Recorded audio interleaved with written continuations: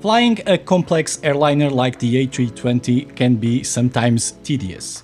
You have to prepare the whole cockpit, insert a bunch of stuff in the FMC or whatever you call this on your aircraft, and sometimes you just want to get in the air to enjoy your time, or for training.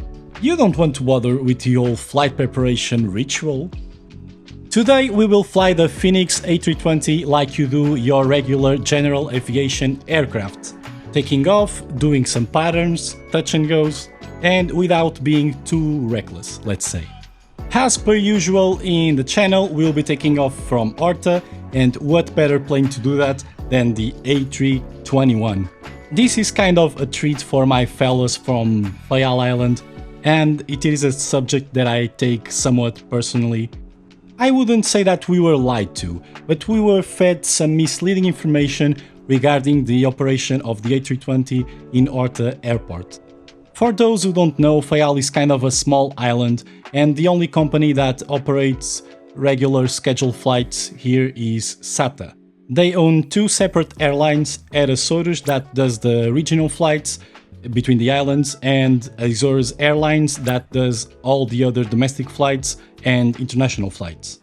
Azores Airlines in the past 6-7 years has been through a fleet renewal, and they basically have been replacing the old A320s and A310s for newer A321 Neos. Recently they even acquired two A320 Neos to operate on the islands with smaller runways, Horta in Fayal Island and Pico. And just to clarify, these are state-owned operators, and that is what was said on the media. Guess what? Until today, only one flight for each island was actually scheduled. Of those two, only one actually landed because the one to Horta was diverted. Why? SATA claims the A320neo has narrower margins regarding landing performance. Therefore, they have two brand new planes ordered to serve these two islands that are actually worse than the ones they came to replace. One day, those will have to be phased out, and the Neos will constrain even more these already very conditioned routes. This was all validated by the Azorean government, a perfect example of clever management of public money. What makes it even worse is that all of this sounds like a bunch of excuses. The A320neo has no significant reduction in landing performance. Depending on the variables, sometimes it can get even slightly shorter landing distances compared to the CEO. They could even fly the A321neo here if they wanted to. I'm not saying that they should do it as part of the regular schedule, but in certain situations, like aircraft changes with no A320s available, that could be perfectly viable. That's why I'm recording this video with this aircraft in particular. And to skew things even more in favor of Azores Airlines, this is not even a Neo, because there is no A321neo in the sim accurate enough for me to do this. So this is the Fenix A321 CEO with sharklets, and that means the Neo would perform even better. And wait, before you jump in the comments and say that this is a simulator and you cannot compare it to real life, just tell me, how do pilots know if they can take off or land with their current weight and environmental conditions? They simulate. They calculate the performance of the aircraft. And guess what? Math works the same on the cockpit and in the sim. And yes, the Fenix calculator is not the most accurate for short takeoffs and landings, but when it's critical, I always check outside of the sim to know that my performance is correct. Well, enough talking, let's load the aircraft. I'll go with 189 passengers to enjoy our touch and goes and go arounds. And I think 8,000 kilos of fuel will give us a plausible landing weight when we actually come back and land. By the way, I've been redoing the pavements and markings for MEM simulations, I hope that's the correct way to say it, scenery for Horta Airport, because I think the original ones were kind of unrealistic and too reflective. And I had a terrible bug when landing on runway 28 at night. The pavement basically didn't reflect enough light for you to see the runway markings. So the runway was basically pitch black. And I think it's looking great. Disregarding the part that everything looks too clean, I guess I'll have to introduce some dirt and paint wear. I also redid the approach lights to represent the real ones better.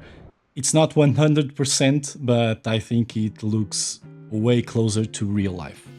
To just get the Airbus flying, you don't have to do much regarding flight management, but you should at least do the basics.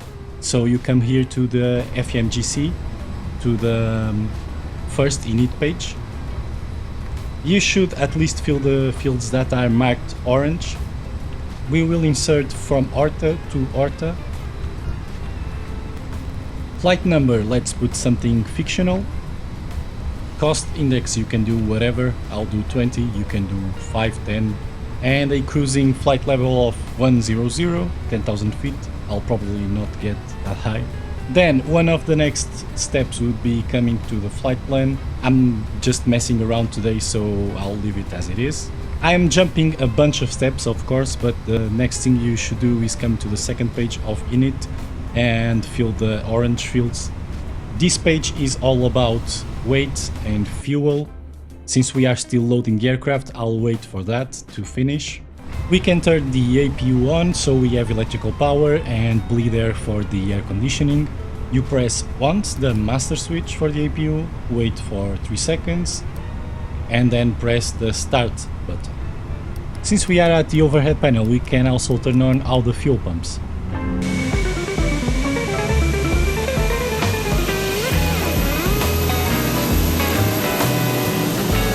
Our boarding is finished. You can come to the EFB and just press send to MCDU, and all the weight and balance values will be copied there. You don't have to do it yourself. Since we are not doing an actual flight from A to B, I will disregard the rest of the page. I know that I have enough fuel to do what I want. You can now go to the performance calculator here on the EFB. You can click here to sync your weight and CG values. Wait a second, what is that? Oh, am I going forward? What is this guy doing? Oh, I guess this is their version of pushback. Nice. Oh, damn. Well, let's ignore that. Before that happened, I had just clicked here to sync the weather information. So yes, we are taking off on runway 10. There you go. You can click send to MCDU as well. And for performance, it is giving us a flex number, so we are not even using our full takeoff thrust. Of course, we have moderate headwind, but still. I will leave you on screen another tool that I can show you for takeoff performance, that is from Simbrief. And to prove my point, I can show you a calculation of full capacity, enough fuel to get to Lisbon with Porto as an alternate, and no wind on takeoff. And yes, these tools, especially the Simbrief one, are surprisingly close to the real counterparts. Up here you can go to your checklists. We can start the cockpit preparation. Gear, pins and covers, no idea where those are. Fuel quantity check. Seatbelt signs on. ADIRs are in nav and operating, and battle ref already set 1035. Cockpit preparation checklist complete. 3 minutes have passed since we turned on the APU, so we can turn on the APU lead. And down here, let me set the audio for the PA announcements and cabin, so we can know what's going on back there. Before start, parking brake set. Takeoff speeds, we just did that. Windows closed and locked. And beacon on. And you can see as soon as I turn on the beacon, they disconnect the ground power unit.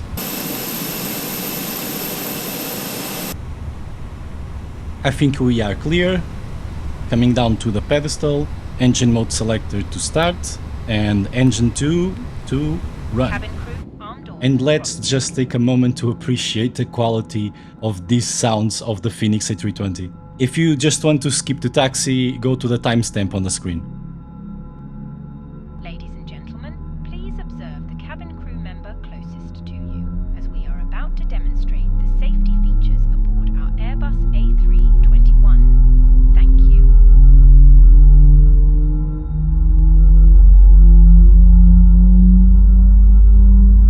Ladies and gentlemen, welcome aboard our Airbus A320. Pay attention to illuminated signs and crew instructions, including the following safety procedures.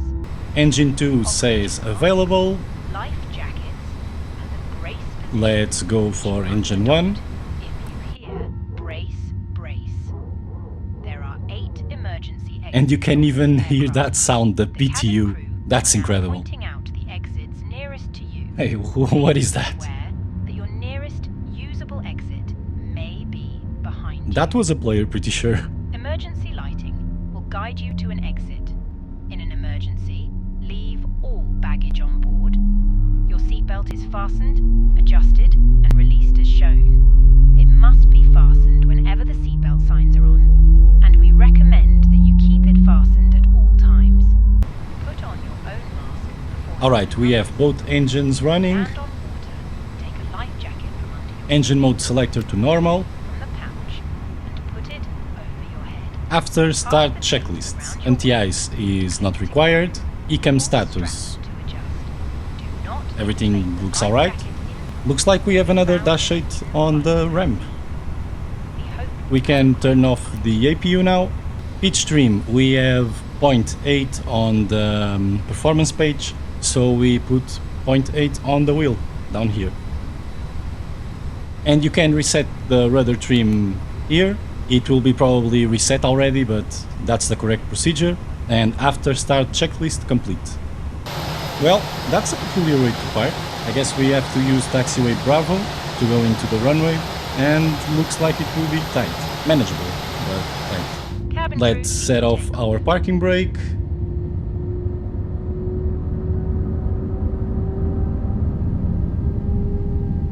Flaps 3.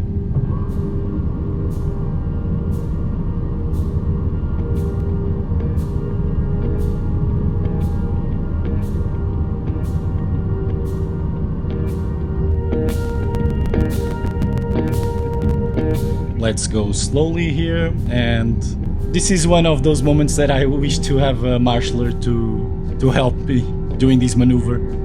Let's be sure that we make that gap, and yes, that wingtip has enough distance. Let me just stop over here to carry the rest of the checklists, since we don't have a first officer. Taxi checklist, flight controls, let's hope those are working fine. Flaps 3. Radar and predictive wind shear are down here. Since we are down here, let's turn on the transponder, and we are about to enter the runway, so the TCAS as well.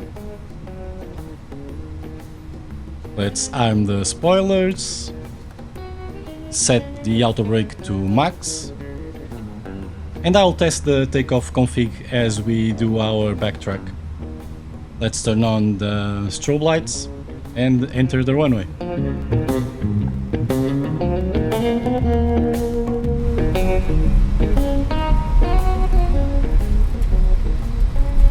Test the takeoff configuration, and ECAM is all green, no blue, so taxi checklist complete. For our performance, we calculated AC packs off, so we have to turn off packs 1 and 2 at least 20 seconds before starting our takeoff run.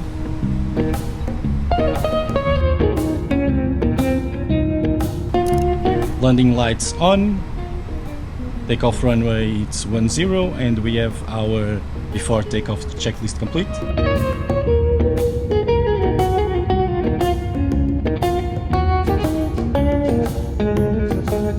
Let's line up here. For takeoff, you hold the brakes, advance the throttle to about 50% on the N1, Wait for it to stabilize, and as it stabilizes, you set the throttle to flex thrust, apply forward pressure on the side stick, about half deflection, so you have weight on the nose wheel, and release your brakes.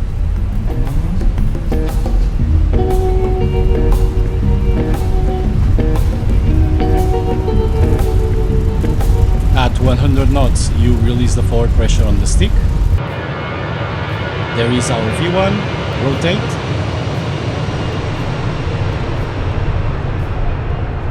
Positive climb, gear up. I am not experienced on the A321, so I always take off really shallow, out of fear of striking the tail. I want to come back for a go around, so I'll start a right turn. As your speed goes through the green F marker, you can put your flaps to 2 and then to 1. And when you pass your thrust reduction altitude, you can bring the throttle back to climb. And that's the flight management system saying that we are climbing above our set altitude, so let's put 3000 on the selector. As your speed goes through the green S marker, you can fully retract your flaps. I forgot to turn on the packs after takeoff, so let's do it before our passengers complain. On the Airbus, if you want to level out while you have managed speed, you have to set your altitude selector to the altitude that you are. Otherwise, the aircraft will keep increasing your speed, even passing the 250 knots, and sometimes even overstressing the airframe. So you have to be careful. Since we are coming back, I can set the aircraft for approach phase. Well, it is complaining again, so I have to set a lower altitude to shut him up.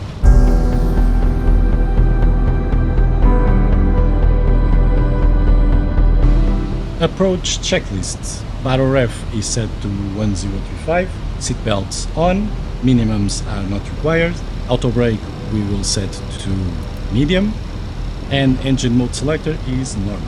Approach checklist complete. Flaps 1, and we should start turning. Green S flaps 2, and gear down.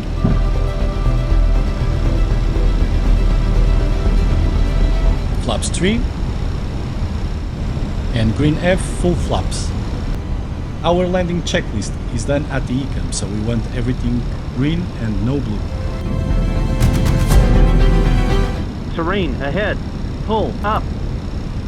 And we Terrain were not ahead, supposed to have pull a up. GPWS warning like that. Terrain It's ahead, either because I pull don't have up. anything on the flight plan, or maybe it's just a bug, I don't know. Terrain ahead, pull up. Okay, if it doesn't shut up, I'll just do it myself. Kids, don't do this if you are not fully visual like I am right now. This will be a touch and go. We have spoilers armed, we have auto brake on medium, but do not touch the reversers. You should only use reversers if you are fully committed for landing. Because as soon as the reverser doors open, you cannot go around, unless you are on clear risk of losing the aircraft or endangering life. That's because the reverser doors need weight on wheels to actuate. And if you go around with the reverser doors open, you run the risk of not being able to close them. That actually happened to a TAP Airbus a few years ago, and that was not pretty. Their luck was that it only happened to one of the engines. I definitely need some practice with the A321. In a lot of ways it behaves like an A320 or A319, but in other ways it's completely different.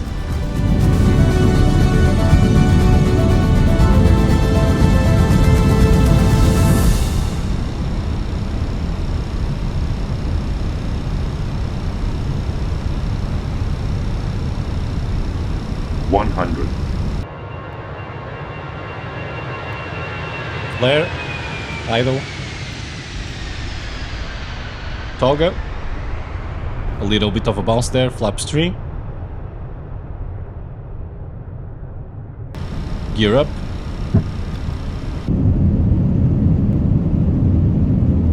I will put the throttle on MCT, maximum continuous thrust already, because we don't need to climb that much. Now I think I want to go to Pico and do the same. Let's try to keep ourselves below those clouds.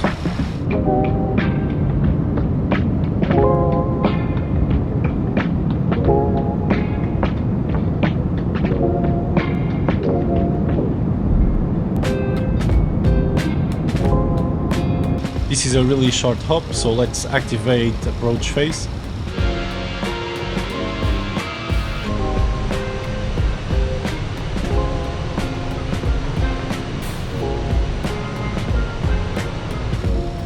Flaps 2, gear down. I don't know why, but sometimes in Pico the puppies get way harder to see compared to other airports. Flaps full. ECAM is all green, no blue. 1000. Does Pico in real life have centerline lights on the runway? If anyone knows, leave that on the comments, please.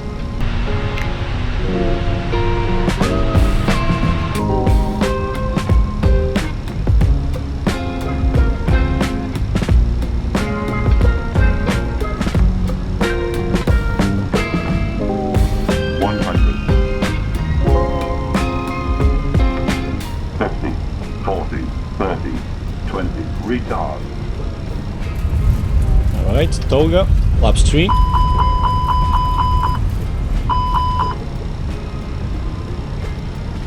And gear up.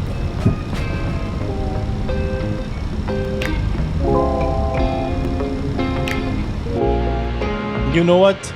We cannot land the A321 in São Jorge, but the runway is wide enough for us to do a touch and go.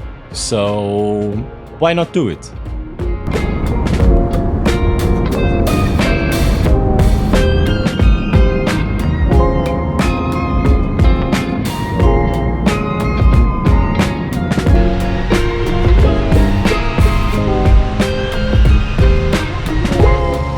Flaps 2.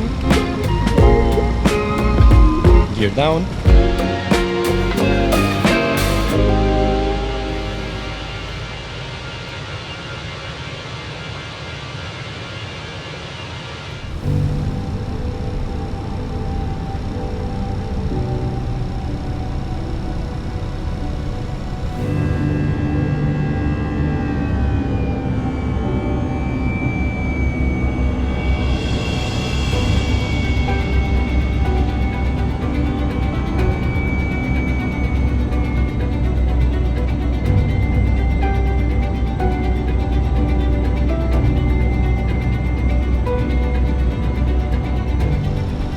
Something that I don't like is the approach profile in São Jorge. The puppies feel too shallow, but I'm not sure if that's accurate because the actual touchdown markings are way closer to the threshold compared to other runways. Maybe that's accurate to real life, I don't know.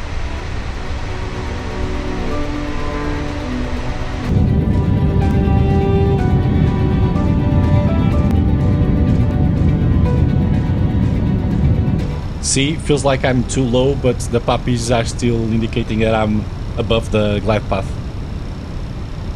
100. 40, 30, 20. Retard. Right, Toga, Retard. flaps 3.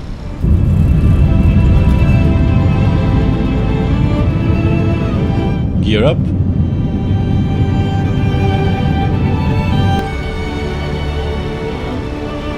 Flaps 2. And flaps 1.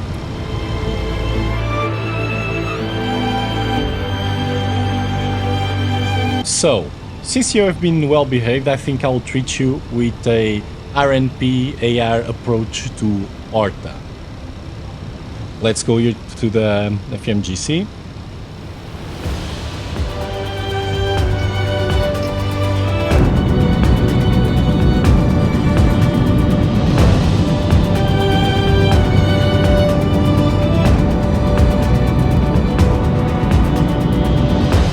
I want RNAV Yankee to runway 10.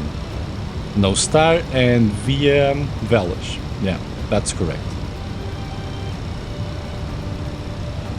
We will start at 5,000 feet as the minimum for the procedure. I will help the autopilot to intercept the approach, turning it to the right, and then doing direct Velas.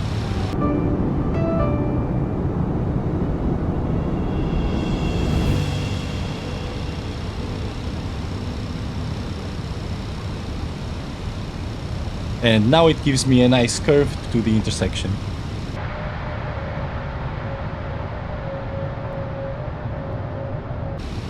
Since this is an instrument approach, let's enter the approach data on the FMGC. Alright, QNH 1034, 20 degrees, wind 140 at 13 knots, and minimum altitude is 610 feet. The autopilot is following the procedure, so let's enjoy the view.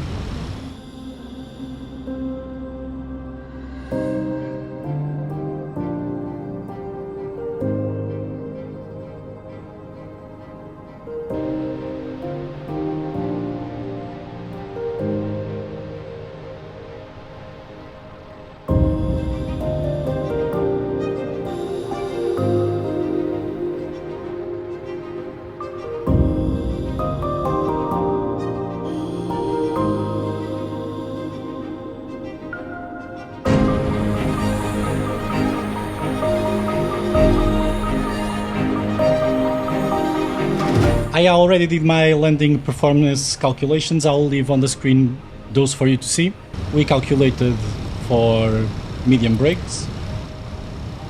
Since RNP is a type of RNAV, you depend on GPS coverage and accuracy. In this page you can see the required accuracy that the aircraft is considering for the approach. You can do this approach with RNP 0.3, 0.2 or 0.1. Those values are the maximum distance in nautical miles that the aircraft can deviate from the published route. For the minimums of 610 feet we required a precision of 0.1.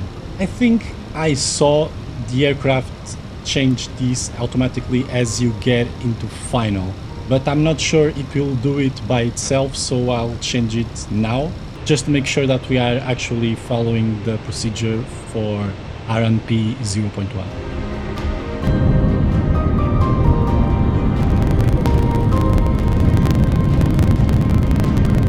We are getting to the final leg of the arc, so I'll arm the approach mode on the autopilot, and you can see on the PFD that it says F-GS, glide slope, and F-lock, localizer. I can't remember what the F stands for right now, but yeah, glide slope and localizer are basically how an ILS works as well. If you want to know how ILS works, you can check one of our previous videos.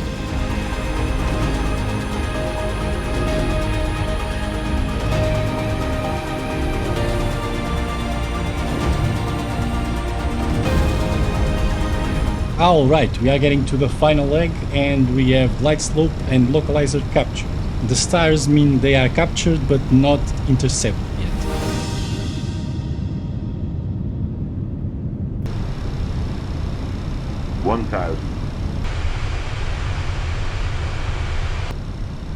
This will be a full stop landing. Our missed approach procedure is climb to at least 2,100 feet and follow the RNAV path to Hotel Romeo 401.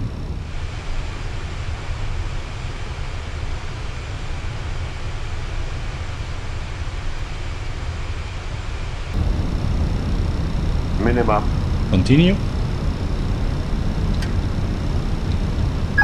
Autopilot can come off. Let's see if I do a better job this time compared to the others.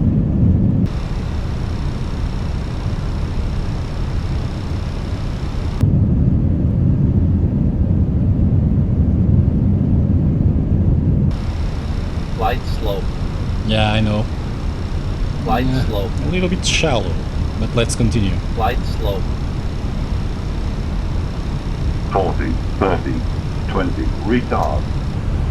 No.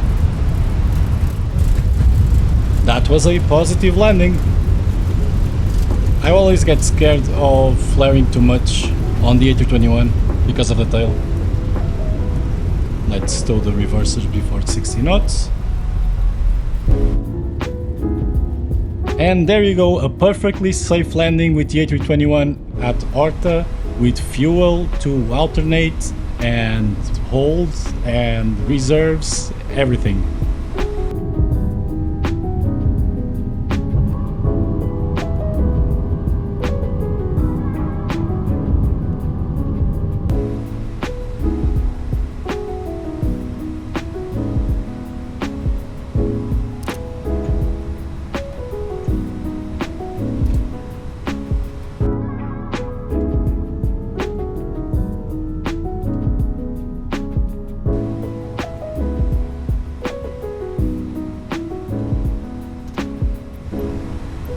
Let's try to get our gate 2 here with GSX.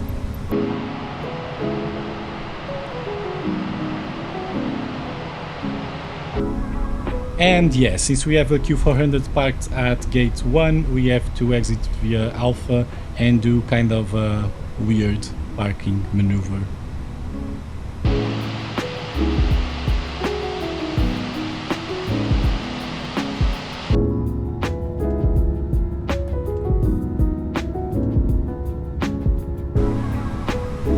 I'll do it just like this.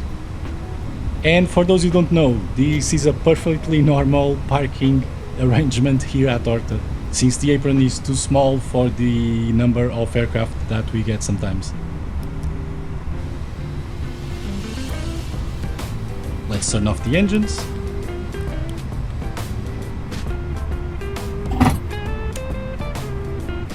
And that's it. I hope you enjoyed this video. If you want to see more content on the A320 family, please beg me in the comments and tell me what you want to see next.